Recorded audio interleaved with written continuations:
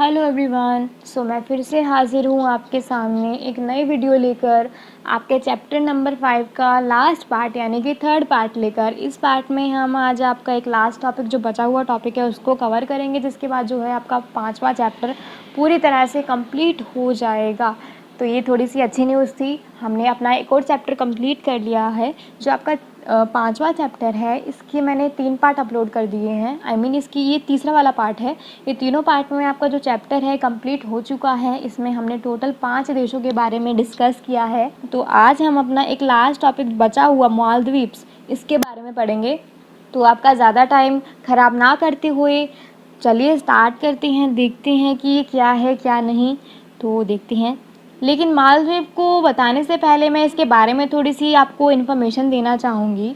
जो आपका मालदीव है वो हिंद महासागर में बसा हुआ एक छोटा सा लैंड है, मतलब कि द्वीपीय देश है। मालदीव जो है ना आपका, वो 1968 तक सल्तनत हुआ करता था। सल्तनत का मतलब है यहाँ भी राजा वगैरह का शासन हुआ करता था। लेकिन फिर 1968 में यह एक गणतंत्र बना और यहाँ जो है शासन की अध्यक्षात्मक प्रणाली है उसको अपनाया गया। फिर 2005 के जून में मालदीव की संसद ने बहुदलीय शासन प्रणाली को अपना के यहाँ पे लोकतंत्र को स्थापित करवा दिया। यहाँ पर एक जो आपको मैं बताऊँ तो एक बहुत फेमस पार्टी देखने के लिए मिलेगी ना, तो वो MDP मिलेगी। ये क्वेश्चन आपका 1 मार्कर में आया हुआ क्वेश्चन है कि MDP की फुल फॉर्म क्या है। तो इसकी फुल फॉर्म है मालदीव्स डेमोक्रेटिक पार्टी। और इसी पार्टी का आपको दबदबा देखने के लिए मिल जाएगा मालदीव्स में। तो 2005 में चुनाव करवाए गए जब मालदीव में, तो विपक्षी दलों को कानूनों की मान्यता दे दी गई, जिसके बाद यहाँ पे क्या हुआ कि जो आपका लोकतंत्र है वो बहुत अच्छी तरह से पूरी तरह से स्थापित हो गया। तो ये थोड़ा सा मैंने आपको समरी बताई है इस वीडियो की, जो हम आगे डिस्कस करेंगे। तो चलिए अपनी वीडियो स्टार्ट करते हैं। जैसा कि मैंने आपको बताया कि जो हमारा मालदीव्स है वो एक छोटा सा द्वीपीय देश है, जो कि आपका हिंद महासागर यानी कि श्रीलंका से भी नीचे बसा हुआ एक द्वीपीय देश है। ये देख सकते हैं, इसका जो इतना एरिया है ना, ये पूरा मालदीव्स है, ये पूरा आपका हिंद महासागर है। 1968 तक जो आपका मालदीव्स है वो सल्तनत हुआ करता था, और 1968 में मालदीव्स ने अपने आप को एक गणतंत्र बना लिया और शासन की जो यहाँ पर अध्यक्षात्मक प्रणाली है उसको अपना लिया गया।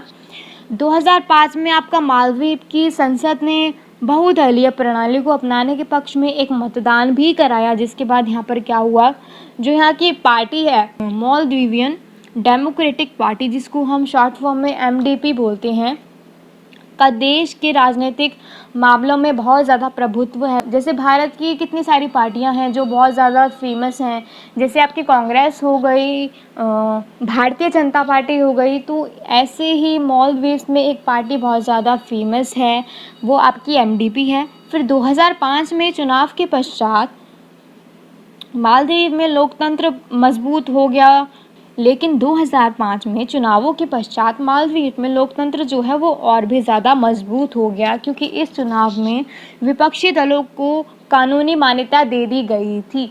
तो ये एक बहुत अच्छी पहल है। यहाँ पे मेरे को नहीं लगता कि लोकतंत्र को स्थापित करने में इतनी परेशानी आई होगी, क्योंकि यहाँ का जो आप कहें एरिया है ये पूरा पहले से ही इतना ज़्यादा लोकतांत्रिक था कि यहाँ पे लोकतंत्र को पुनरुक्त करने के लिए कोई परेशानी नहीं आई, रुकावट नहीं आई। तो ये हमारा मालदीव्स था।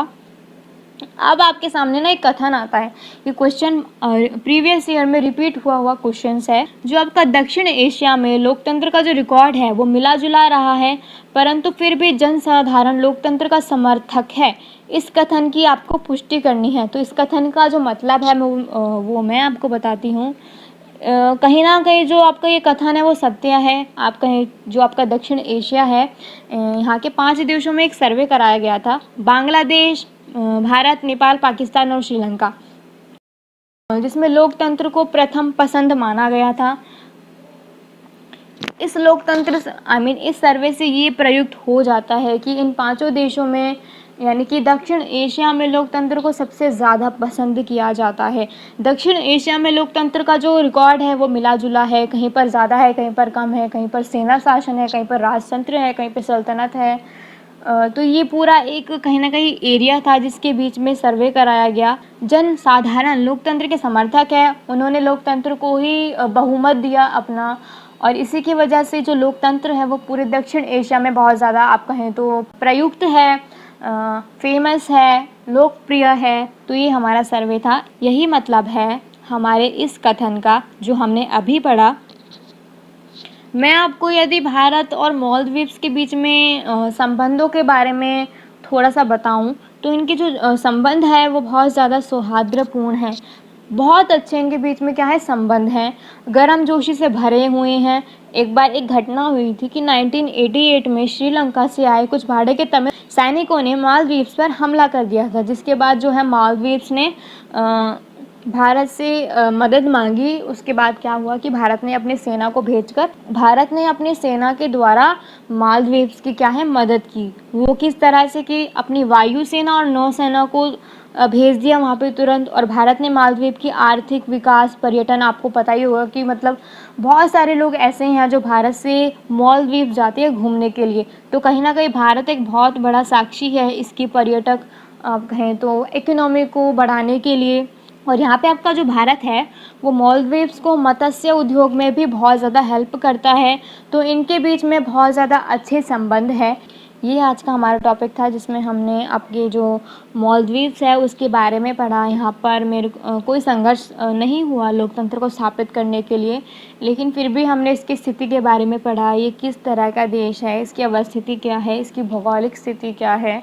तो आज की वीडियो में इतना ही। आपका जो 5वां चैप्टर है वो ख़त्म हो चुका है। अगली वीडियोज़ में हम आगे के चैप्टर्स को कंटिन्यू करेंगे। तब तक के लिए शुक्रिया। और मैं होप करती हूँ कि आपको वीडियो पसंद आई होगी। यदि आपको ये वीडियो पसंद आई हो तो आप एक थम्स अप दे सकते हैं मेरे को। तो मेरी वीडियो को देखने के लिए आपका बहुत बहुत शुक्रिया। तब तक के लिए शुक्रिया। Thank you. Bye bye. Take care all of you.